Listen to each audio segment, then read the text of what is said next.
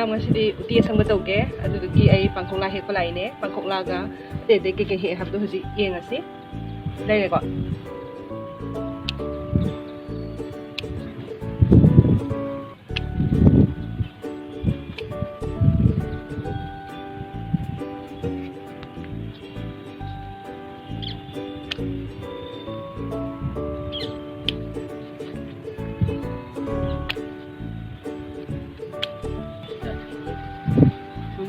ꯑꯗꯨꯒ ꯃꯌꯥꯝ ꯍꯧꯖꯤꯛ ꯄꯥꯡꯈꯣꯛꯂꯥ ꯍꯦꯛꯑꯦ ꯑꯗꯨꯒ ꯁꯦꯕꯣꯠ ꯃꯅꯥ ꯑꯅꯧꯕꯒ ꯇꯧꯔꯒ ꯇꯧꯗꯣꯏꯅꯣ ꯁꯤ ꯍꯦꯛꯑꯦ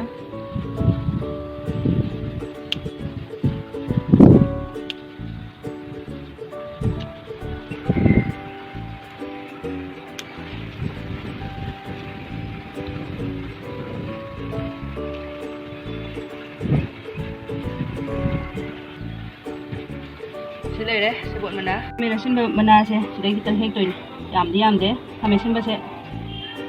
ꯁꯤ ꯍꯥꯞꯄ ꯑꯗꯨꯝ ꯁꯪꯉꯦꯕ ꯍꯧꯖꯤꯛ ꯎꯇꯤ ꯑꯁꯪꯕ ꯊꯣꯡꯕꯒꯤ ꯃꯌꯥꯟꯁꯤꯗ ꯂꯩꯔꯦ ꯁꯤꯗ ꯁꯦꯕꯣꯠ ꯃꯅꯥ ꯈꯥꯃꯦꯟ ꯑꯁꯤꯟꯕ ꯃꯅꯥ ꯑꯗꯨꯒ ꯄꯥꯡꯈꯣꯛꯂꯥ ꯑꯗꯨ ꯁꯤꯁꯦ ꯐꯖꯅ ꯁꯦꯡꯅ ꯆꯥꯝꯊꯣꯛꯑꯒ ꯊꯣꯡꯕ ꯍꯧꯔꯁꯤ ꯍꯧꯖꯤꯛ ꯎꯇꯤꯁꯦ ꯊꯣꯡꯅꯕꯒꯤ ꯁꯦꯕꯣꯠ ꯃꯅꯥ ꯍꯥꯞꯆꯜꯂꯦ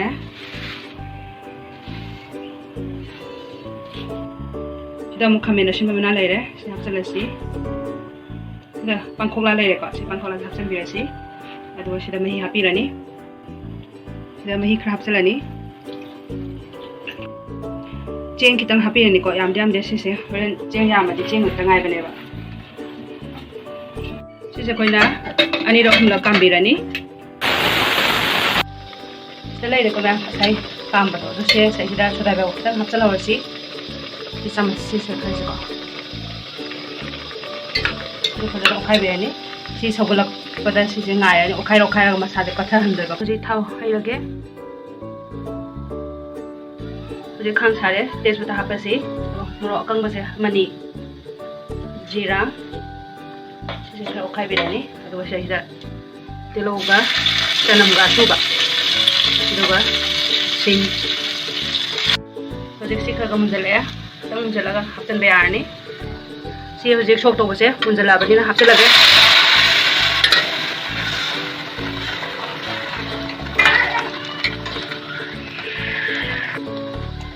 Ay siya hojik tum haptan jarage tum ja pas ma ukai birani sai sida koi na mahau lai na oinam na ba ka sangom yam diam da ba kitang hapirani sida phadana ukai birani adu myam hojik loi shale aduna padi bu hapsala si myam agi ngasi gi recipe asibu pambirabadi like comment tawbiramo aduga anoba chanbirak pasina su subscribe tawshin biramo thank you so much for watching